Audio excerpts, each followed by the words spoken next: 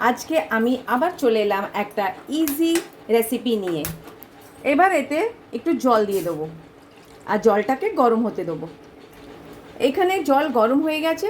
এবার এর মধ্যে আমি দিয়ে দেবো এখানে বাটিতে নেওয়া পাস্তা, ম্যাক্রনি পাস্তা। এই দেখো এটা খানিকটা সেদ্ধ হয়ে গেছে। এবার এর মধ্যে দিয়ে দেবো মশলা।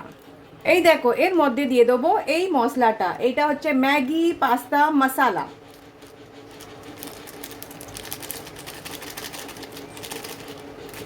দেখো মশলাটা মিক্স করে দিয়েছি, এটা মোটামুটি হয়ে এসেছে।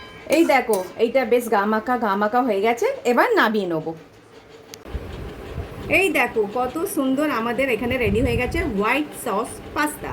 এবার এতে আমি দিয়ে দেবো একটু চিলি ফ্লেক্স ওপর দিয়ে।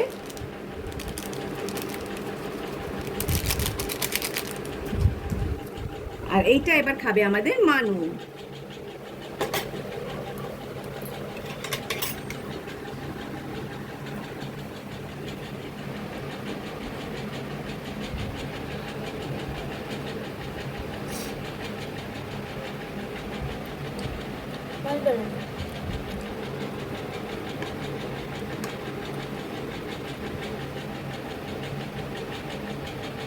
এরম ইজি রেসিপির জন্য আমাকে ফলো করবে।